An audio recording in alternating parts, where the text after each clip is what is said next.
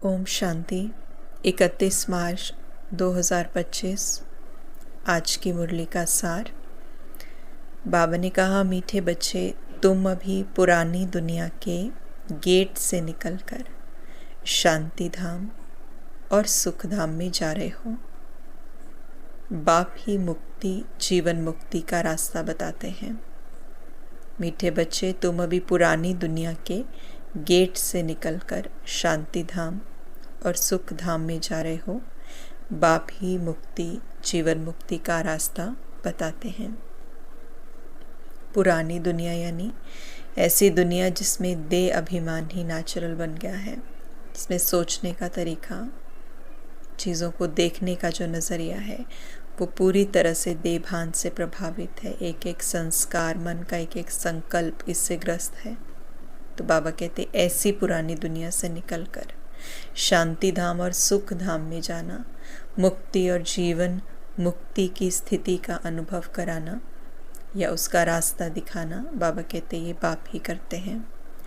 प्रश्न है, वर्तमान समय सबसे अच्छा कर्म कौन सा है? वर्तमान समय सबसे अच्छा कर्म कौन सा है? उत्तर दिया, सबसे अच्छा कर्म है मनसा वाचा कर्मणा अंधों की लाठी बनना।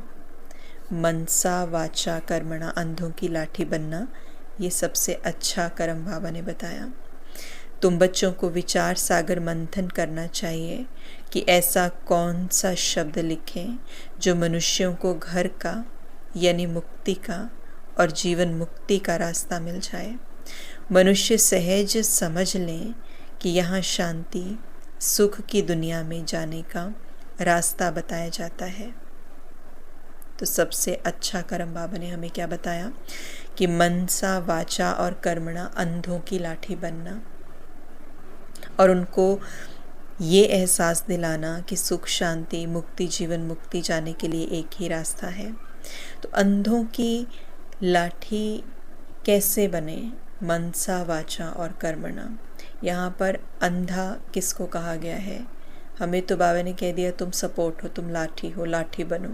अंधा किसको कहा गया है? अंधा मना कि जब आत्मा अपनी ओरिजिनलिटी को भूल जाती है और भूलने के बाद देह अभिमान के वशीभूत आकर के हर चीज़ के बारे में सोचती है, शब्दों में उस चीज़ को लाती है, कर्म में उस चीज़ को लाती है। इंटरैक्शन और रिश्ते बनाने का जब वो आधार उसी चीज़ से ग्रस्त होकर के करती है, यानी देह भान से इन्फ्लुएंस्ड होकर जब हम कोई कर्म करते हैं, सोच क्रिएट करते हैं, शब्दों में हम जब उस व्यवहार को लाते हैं, तो यही है अंधा बन जाना, यही है अंधापन। अपनी ओरिजिनलिटी को भूल जाना पूरे तरीके से, जिसे बाबा माया कहते हैं, जिसे बाबा इल्यूशन कहते हैं। जो चीज़ है नहीं लेकिन फिर भी वो देखना, मेरी खुशी मेरी अपनी क्रिएशन है, लेकिन मैंने कितने आधार बना दिए उसके लिए, तो मुझे वो दिख नहीं रहा, जो रियलिटी है वो नहीं दिख रही। इसको बोला जाता है अंधापन। मुझे चाहिए चाहिए और चाहिए, उसके लिए हम कितना कुछ कर देते हैं बाहर, और फिर हमारे अंदर कितनी वीकनेस आ जाती है, संकल्पों की, आत्मा की शक्ति कितनी अंदर कमज़ोर होती जाती है, कितना वीक हो जाते हैं उस बाहर की चाहिए चाहिए के पीछे भागने के चक्कर में। अभी चाहिए चाहिए क्यों लगता है? क्योंकि हमें लगता है हमारे भीतर कुछ नहीं है। जब तक ये चीज़ें नहीं मिलेंगी, जब तक ये बातें हमारे साथ नहीं होंगी, जब तक ये कंडीशनिंग पूरी नहीं होगी, हम नहीं खुश रह सकते हैं। तो ये भी क्या है? इल्यूशन, देवभान का इल्यूशन, मैं और मेरेपन का इल्यूशन कि दीज थिंग्स आर नेसेसरी। ये तो भूल ही जाते हैं कि मैं आत्मा ही क्रिएट करती हूँ सब कुछ, मैं आत्मा हूँ ही सुख स्वरूप, हूँ ही शांत स्वरूप। ये तो भूल जाता है। तो ये जो ट्रेड्स हैं, ये जो साइंस हैं, ये जो सिम्टम्स हैं, ये है अंधेपन की पहचान। ये है हम इल्यूजन में फंसे हुए, ट्रैप्ड हैं। तो बाबा ने कहा अंधों की लाठी बनना, मनसा वाचा कर्मणा, उनके लिए अच्छा सोचना, उनके लिए ऐसा सोचना, ऐसा व्यवहार करना उनके साथ, उनको सपोर्ट मिले, उनको सहारा मिले, और उनको ये महसूस हो कि मुक्ति और जीवन मुक्ति अगर प्राप्त करनी है तो हमें डेफिनेटली जो बाबा ने ये रास्ता बताया है, डेफिनेटली मुझे इसके ऊपर चलना पड़ेगा, डेफिनेटली यही एकमात्र तरीका है। मेरे दुखों से दूर मुझे करने का, तभी मैं सुख शांति की अनुभूति कर सकती हूँ। तो इसलिए बाबा ने कहा ये सबसे अच्छा कर्म है कि उनका सहारा बनना। धारणा के लिए मुख्य सार पहला पॉइंट है मनसा वाचा कर्मणा, कभी भी क्रोध नहीं करना है। इन तीनों खिड़कियों पर बहुत ध्यान रखना है। वाचा अधिक नहीं चलाना है, एक दो को दुख नहीं देना है। मनसा वाचा कर्मणा, कभी क्रोध नहीं करना है। इन तीनों खिड़कियों पर बहुत ध्यान रखना है, मन, वचन और कर्म के ऊपर। मन, वचन और कर्म के ऊपर। कई बार क्या होता है, हम कर्म में आने से हमें, क्योंकि कर्म में तो क्या होता है ना, मोटे तौर पे चीज़ें दिख जाती हैं, बड़ी ग्रॉस फॉर्म में हमें चीज़ें दिख जाती हैं। मैंने किसी को गाली निकाली, मैंने किसी को बुरा बोला, किसी का परचिंतन किया, चुगली करी, गॉसिप्स की उसके बारे में, किसी के साथ बुराई कर दी, तो वो मोटे रूप से चीज़ें हैं वो दिख जाती हैं। तो कई बार हमें लगता है नहीं ठीक है, कर्म मैंने जो जो किया मुझे समझ में आ रहा है, शब्द भी पकड़ में आ जाते हैं, लेकिन मन के अंदर जो भावनाएं चलती हैं उनको हम कई बार नहीं पकड़ पाते। जब बाबा हमें कहते हैं चार्ट अपना चेक करो, तो मोस्टली हम अपने कर्म के बेसिस पर करते हैं, लेकिन जो हमारे भीतर मन में भावनाएं चल रही हैं उनको छोड़ देते हैं। तो बाबा ने कहा ये 3 खिड़कियाँ हैं, मन, वचन, कर्म। जब तक मन के संकल्प नहीं बदलेंगे तब तक संपूर्ण रूप से परिवर्तन तो आ ही नहीं सकता। वो तो फॉर्मेलिटी है, शब्द सुधार लिए, कर्म सुधार लिया, मन के भीतर, क्योंकि संकल्प ही बीज है। संकल्प ही बीज है, तो हम ये जान सकते हैं कि बीज की शक्ति क्या है, एक पूरा झाड़, एक पूरा पेड़ और फल पैदा करने की। तो वो बीज ही कर्म है, सबसे बड़ा संकल्प ही सबसे बड़ा कर्म है। तो इसीलिए बाबा ने कहा बहुत बहुत ध्यान देना इन खिड़कियों के ऊपर। वाचा अधिक नहीं चलाना, एक दो को दुख नहीं देना। दूसरा पॉइंट, ज्ञान और योग में मस्त रहे, अंतिम सीनरी देखनी है। ज्ञान और योग में मस्त रहे, अंतिम सीनरी देखनी है, यानी डिटैच्ड रहना है। अपने व दूसरों के नाम रूप को भूल मैं आत्मा हूँ, इस स्मृति से देभान को समाप्त करना है। अपने भी और दूसरे के भी नाम रूप को भूल, अपनी ओरिजिनलिटी मैं आत्मा हूँ, इस स्मृति से देभान को समाप्त करना है। वरदान है स्नेह के वाण द्वारा स्नेह में घायल करने वाले, स्नेह और प्राप्ति संपन्न लवलीन आत्मा भव। स्नेह के वाण द्वारा स्नेह में घायल करने वाले, स्नेह और प्राप्ति संपन्न लवलीन आत्मा भव। लवलीन आत्मा की निशानी बाबा ने बताई। बाबा ने एक्सप्लेन किया, जैसे लौकिक रीति से कोई किसके स्नेह में लवलीन होता है तो चेहरे से, नयनों से, वाणी से अनुभव होता है कि ये लवलीन है, ये आशिक है।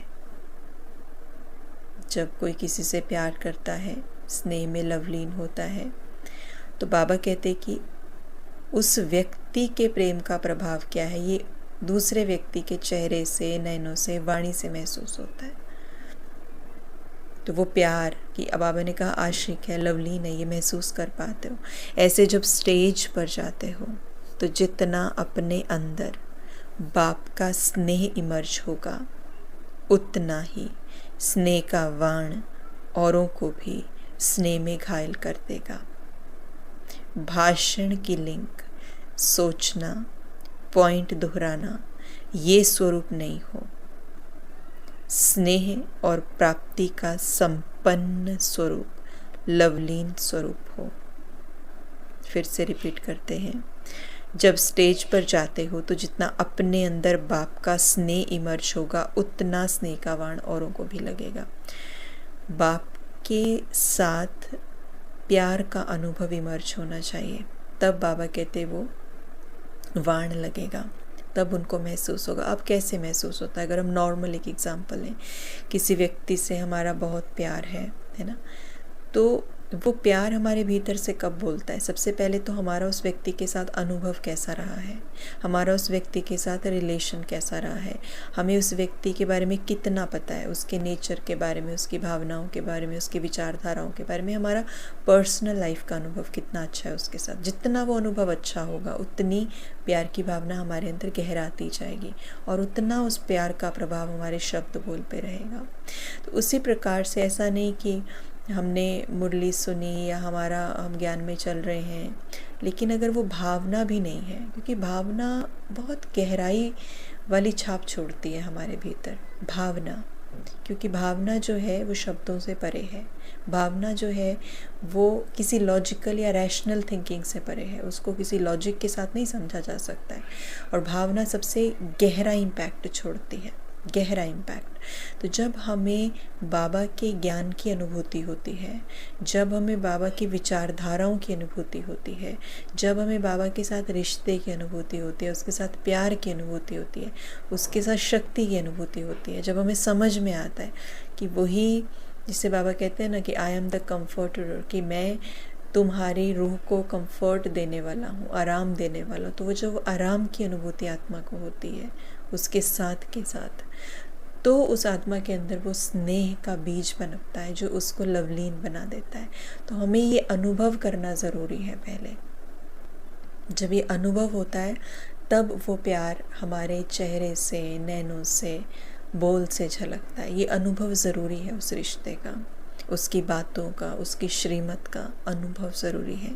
तो बाबा कहते हैं इसीलिए जो भाषण बोलते हो ना, जो लिंक बनाते हो, तो उसका लिंक ये ना बनाओ कि सोच लिया, पॉइंट दोहरा लिया अपनी मर्ज़ी से, या एक बहुत रैशनल वे में ना हो।